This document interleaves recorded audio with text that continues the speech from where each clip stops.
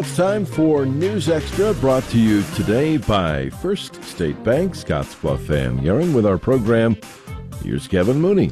Thank you very much, Dennis. Good morning, everyone. Very pleased to have Hod Kosman here today. Of course, we're going to talk about Platte River Basin Environments and his organization and the fact that it's now 27 years they've been in operations. They celebrated that in May. And I guess when you look back on it, 27 years, it's gone by pretty fast.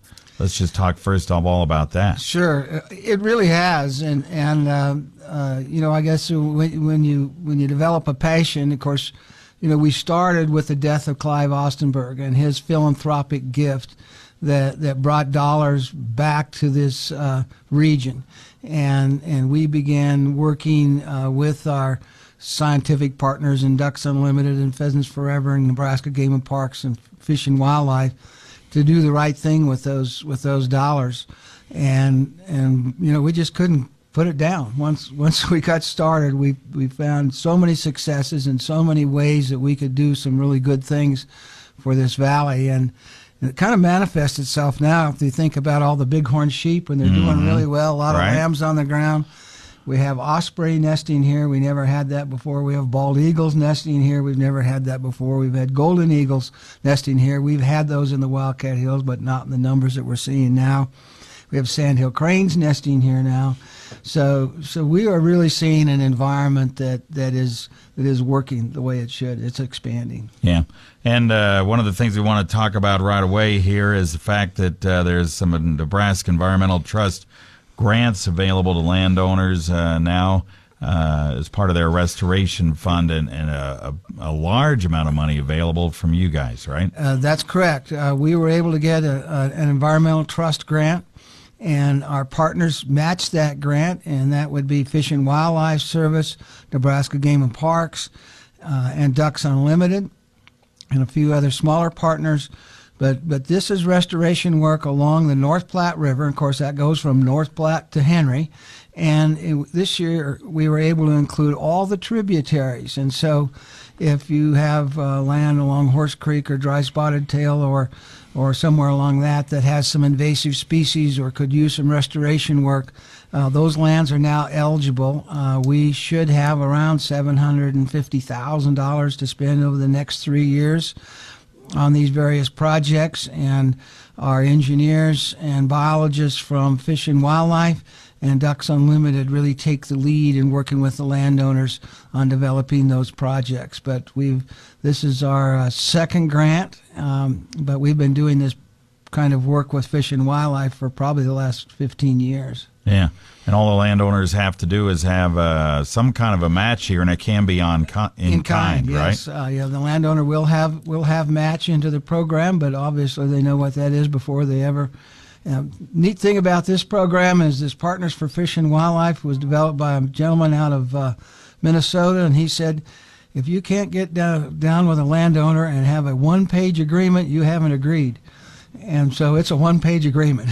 Well, that's good. Nothing complicated. Nothing complicated. Yeah, great.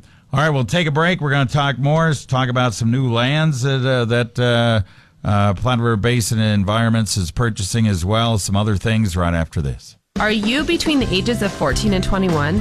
Are you babysitting, mowing lawns, or otherwise making cash? Do you need somewhere to put your hard-earned money? If you answered yes, then First State Bank wants to make it first-rate easy for you and your parents. Our free student checking account gives you the responsibility and your parents the peace of mind, all with an added incentive to keep a positive balance. Stop in and talk with one of our personal bankers for details. First State Bank, making it first-rate easy for you. First State Bank, member FDIC. Once again, we're on News Extra. We have Hod Kosman here giving us an update on Platte River Basin Environments. They are in their 27th year. We talked about the fact that you need to contact Hod if you're interested in Nebraska Environmental Trust Grant restoration funds for the North Platte River and its tributaries, and just give him a call at the bank and he can fill you in on that. Also, you've purchased some new lands as well for restoration. Yes, we, with our partners, Ducks Unlimited, have a new property in Morrill County. It was part of the Anist family holdings, and was really made possible. The final funding for that actually came from a gentleman from Houston, Texas, who had roots in Nebraska, and so that property is open. There's a parking area there. It's been completely restored, and I think is a really good resource for bird watching, hunting, whatever. That's open. We have another property that we've acquired that was the site of the 1851 Horse Creek Treaty Site, so we're working with National Park Service on that property. That will be a mentored entry area, and so you need to talk with Bruce Rolls or myself about that property. We're still in we've owned it less than a year, so we're doing our research on the property, but it has some issues with access, so that'll be a mentored area. We have another property in Morrill County that's just been acquired. Again, that's in our review process. We never want to take things back from people once we give them out there, so that will be open maybe this fall, but for certain next spring. Yeah. Let's talk also about the Wildcat Hills Nature Center and your science camp that you just completed, and an award that Ann James received as a result of that. Really, really special. Ann James always believed that the youth were the future of our love for the wild resources. So she started Children in Nature in our parks. It's a part of Preby. They have the science camp. This year, Nebraska's the National Park Service gave her a Lifetime Achievement Award for her work in this program, and that's a great award. I don't know anyone else in western Nebraska or Nebraska that's ever received that from the National Park Service. It's kids 9 through 12.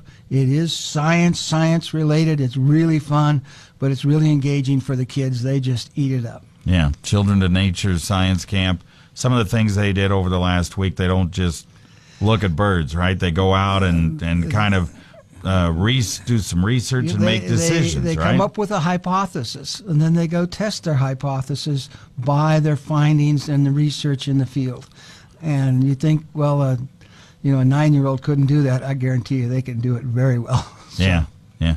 Quickly, we got about a minute left. You want to talk about the fact that when you purchase these lands, you're still paying taxes on them, and you're allowing people there to have a living on them if that's what's going on, right? That's exactly right. Our lands remain what we call working landscapes, and we pay the same taxes. We fight the same invasive species and thistle that our neighbors do.